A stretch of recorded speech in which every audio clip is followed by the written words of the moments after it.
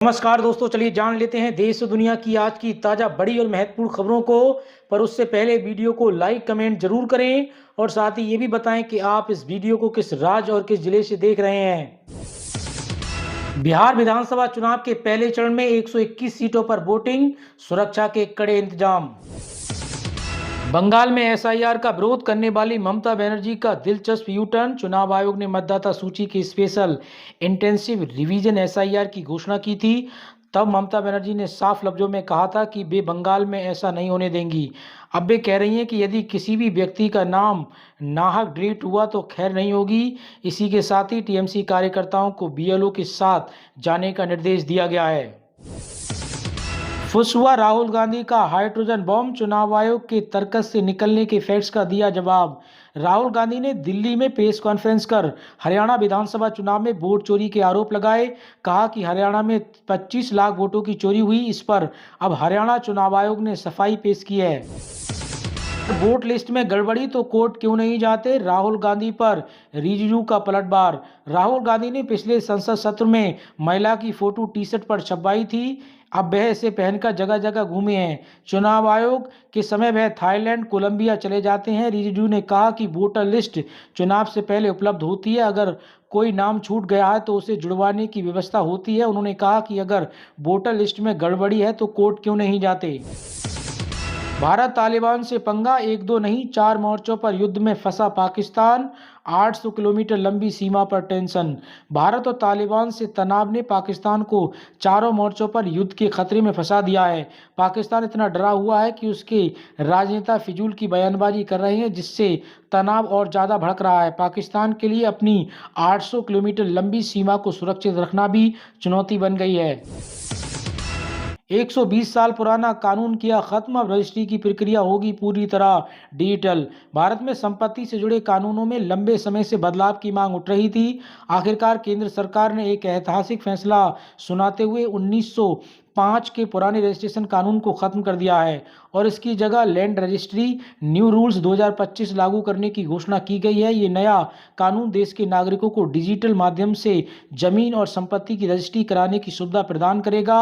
अब लोगों को सरकारी दफ्तरों के चक्कर लगाने की जरूरत नहीं होगी, क्योंकि पूरी प्रक्रिया ऑनलाइन और पारदर्शी तरीके से पूरी होगी। पेंशन कर्मचारियों के लिए बड़ी खबर, 8वें वेतन आयोग में सैलरी तो बढ़ेगी लेकिन डीए हो जाएगा जीरो। केंद्र सरकार के कर्मचारियों और पेंशनर्स के लिए बड़ी खबर है। 8वें वेतन आयोग को मंजूरी मिल गई है, जिससे वेतन ढांचे में अहम बदलाव के संकेत हैं। नए फॉर्मूले से सैलरी बढ़ने की उम्मीद तो है, लेकिन डीए से जुड़ा बदलाव कर्मचारियों को चौंका सकता है। कौन है सौरभ त्यागी, मेडिकल स्टोर चलाते चलाते बना कफ सिरप का सप्लायर। गाजियाबाद दिल्ली से बांग्लादेश तक का कनेक्शन। बिहार में पहले चरण की वोटिंग आज जारी, 18 जिलों की 100 सीटों पर मतदान। चुनाव आयोग के मुताबिक पहले चरण में कुल 45,341 मतदान केंद्र बनाए गए हैं, जहां हर बूथ पर सशस्त्र बल तैनात रहेंगे। आयोग ने बताया कि सभी बूथों पर वेबकास्टिंग की व्यवस्था की गई है, ताकि मुख्यालय से लाइव मॉनिटरिंग की जा सके। पहले चरण में सम्राट, विजय और तेजस्वी समेत कई दिग्गजों का फैसला, 14 मंत्रियों की सीटों पर भी मतदान है। यूपी बोर्ड 10वीं और 12वीं का एग्जाम टाइम टेबल जारी, 18 फरवरी को पहला पेपर, गणित के लिए सिर्फ एक दिन का गैप, 23 दिन चलेगी परीक्षा। यूपी बोर्ड यानी उत्तर प्रदेश माध्यमिक शिक्षा परिषद ने शिक्षा सत्र 2026 के लिए 10वीं और 12वीं की परीक्षा की तारीखें जारी कर दी हैं। हाई स्कूल और इंटरमीडिएट की बोर्ड परीक्षाएं 18 फरवरी से 12 मार्च तक चलेंगी। हाई स्कूल और इंटरमीडिएट में पहले दिन हिंदी के विषय की परीक्षा होगी। परीक्षा 2 पालियों में होगी। पहली पाली का समय 8:30 से 11:45 तक होगा, जबकि दूसरी पाली की परीक्षा का समय दोपहर 2 बजे से शाम 5:15 पर होगा। समेत 12 राज्यों में एसआईआर का दूसरा चरण शुरू, ममता बनर्जी भाजपा आमने सामने। पश्चिम बंगाल की मुख्यमंत्री ममता बनर्जी ने कोलकाता में समर्थकों के साथ एक मार्च निकालकर राज्य में एसआईआर विरोध अभियान का नेतृत्व किया और इस प्रक्रिया में खामोश एवं अदृश्य धांधली का आरोप लगाया। चुनाव आयोग की ओर से कार्यक्रम के अनुसार एसआईआर गणना चरण से शुरू होगा और 4 दिसंबर तक चलेगा। आयोग 9 दिसंबर को मसौदा मतदाता सूची जारी करेगा और अंतिम मतदाता सूची 7 फरवरी 2026 को प्रकाशित की जाएगी। पहले चरण में 9 राज्यों और 3 केंद्र शासित प्रदेशों के 321 जिलों और 1843 विधानसभा क्षेत्रों के लगभग 51 करोड़ मतदाताओं को कवर किया जाएगा। आयोग ने इसमें 5.3 लाख से अधिक BLO, 10,448 मतदाता पंजीकरण अधिकारियों को और 321 जिला चुनाव अधिकारियों को लगाया है। राजनीतिक दलों के 7.64 लाख बूथ स्तरीय एजेंट BLO भी मैदान में हैं। योगी सरकार का किसानों को तोहफा, मोटे धान की रिकवरी में मिलेगा 1% तक की छूट। उत्तर प्रदेश सरकार ने किसानों के लिए एक महत्वपूर्ण घोषणा की है। मोटे धान की रिकवरी पर 1% की छूट दी जाएगी। इस फैसले से प्रदेश के लाखों किसानों को लाभ होगा और उन्हें अपनी उपज का बेहतर मूल्य मिलेगा। ये कदम किसानों की आय बढ़ाने में सहायक होगा। RJD उम्मीदवार खेसारी लाल यादव के महाराष्ट्र बंगले पर चलेगा बुलडोजर, मीरा भाईंदर नगर निगम ने भेजा नोटिस। प्रदेश में माफियाओं का अब यही हाल होगा। मुख्तार अंसारी की जब्त जमीन पर बने फ्लैटों की चाबी सौंपकर गरजे CM योगी आदित्यनाथ। केंद्रीय मंत्री जीतन राम मांझी की समधन ज्योति देवी पर चुनाव प्रचार के दौरान हमला, 12 चट्टी से हम प्रत्याशी हैं। सेना में जाति आधारित रेजिमेंट के पक्ष में कांग्रेस नेता उदित राज, राजपूत और जाट का दिया हवाला। कांग्रेस नेता उदित राज ने सेना में जाति आधारित रेजिमेंट होने की वकालत की। उनका कहना है कि जब राजपूत रेजिमेंट हो सकता है तो अन्य रेजिमेंट्स की भी संभावना है। इसके अलावा उन्होंने सवाल उठाया कि देश के केंद्रीय विश्वविद्यालयों और न्यायपालिकाओं में एक भी दलित प्रमुख नहीं है। कांग्रेस सांसद और लोकसभा में नेता प्रतिपक्ष राहुल गांधी ने कहा था कि भारतीय सेना देश की 10% आबादी के नियंत्रण में है। सुप्रीम कोर्ट से लगा झटका, फिर मनरेगा पर नरम हुआ केंद्र, बंगाल में दोबारा शुरू करने की तैयारी। सुप्रीम कोर्ट के फैसले के बाद ग्रामीण विकास मंत्रालय विशेष शर्तों के साथ योजना की बहाली पर विचार कर रहा है ताकि योजना के तहत भ्रष्टाचार और अनियमितताओं को रोका जा सके। महात्मा गांधी राष्ट्रीय रोजगार ग्रामीण गारंटी को लेकर सुप्रीम कोर्ट में झटका लगने के कुछ ही दिनों बाद ग्रामीण विकास मंत्रालय ने पश्चिम बंगाल में इस योजना को विशेष शर्तों के साथ फिर से शुरू करने का फैसला ले लिया है। 3 साल से अधिक के समय से राज्य में बंद पड़ी इस योजना को दोबारा शुरू करने के लिए तृणमूल कांग्रेस के नेतृत्व वाली सरकार लगातार केंद्र से गुहार लगा रही थी। अब जो जानकारी सामने आई है उसके मुताबिक दोबारा इसकी शुरुआत हो सकती है। घर घर बांटने की बजाय कूड़े में फेंके नए आधार कार्ड, फ्रॉड की आशंका।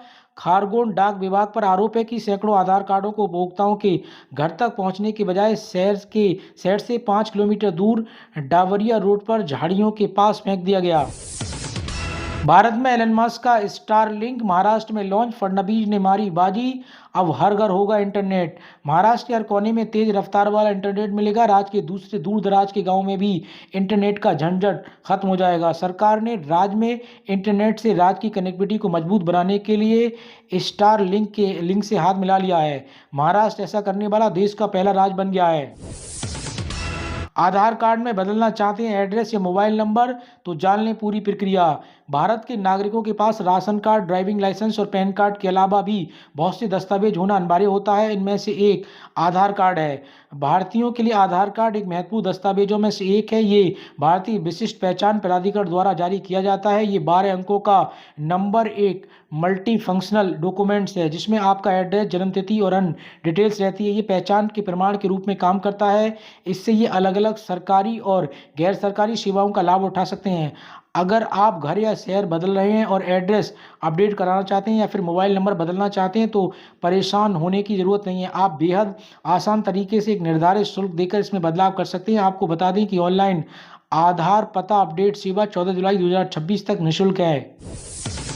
हिमाचल प्रदेश सरकार ने पुलिस विभाग में बड़ा फेरबदल किया है। सरकार ने 15 IPS की ट्रांसफर, 14 IPS को एडिशनल चार्ज और 61 हिमाचल प्रदेश सर्विस अधिकारियों का तबादले का आदेश जारी किया है। इन आदेशों के तहत सरकार ने DSP से लेकर ADG रैंक तक के अधिकारी बदले हैं। 7 पुलिस जिला कुल्लू, किन्नूर, नूरपुर, कांगड़ा, बांदी और हमीरपुर और चांबा में SP भी बदले हैं।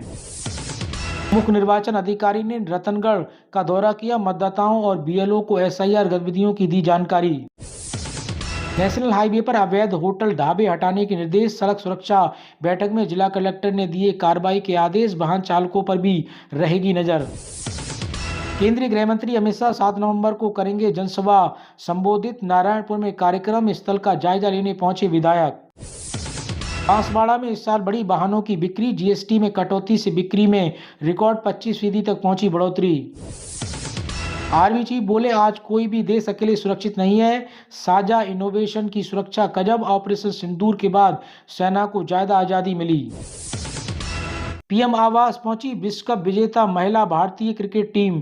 विश्व कप विजेता भारतीय महिला क्रिकेट टीम प्रधानमंत्री नरेंद्र मोदी के आवास 7 LKM पहुंची। टीम इंडिया ने 2 नवंबर को अपनी पहली आईसीसी महिला विश्व कप ट्रॉफी जीती थी। एसआईआर में चुनाव आयोग पूरी तरीके से दोषी, कांग्रेस नेता दिग्विजय सिंह। कांग्रेस नेता दिग्विजय सिंह ने कहा कि एसआईआर पूरी तरीके से असफल रही है और इसमें चुनाव आयोग पूरी तरीके से दोषी है। उन्होंने आगे कहा कि राहुल गांधी ने तथ्यों के साथ प्रेस कॉन्फ्रेंस की। हरियाणा में 100% वोट चोरी हुई थी और उन्होंने इसके प्रमाण भी दिए। मिर्जापुर हादसे में मृतकों के परिवार को 2 लाख देगी यूपी राज्य सरकार। उत्तर प्रदेश में मिर्जापुर में ट्रेन की चपेट में आने से 5 लोगों की मौत हो गई। सरकार ने भी इस मदद का ऐलान किया है। सीएम योगी आदित्यनाथ ने मृतकों के परिजनों को 2-2 लाख रुपए की आर्थिक मदद की घोषणा की है। दोस्तों, देश और दुनिया की आज की खबरों में इतना ही। और अधिक खबरें जानने के लिए आप भारत न्यूज 92 के साथ जुड़े रहिए।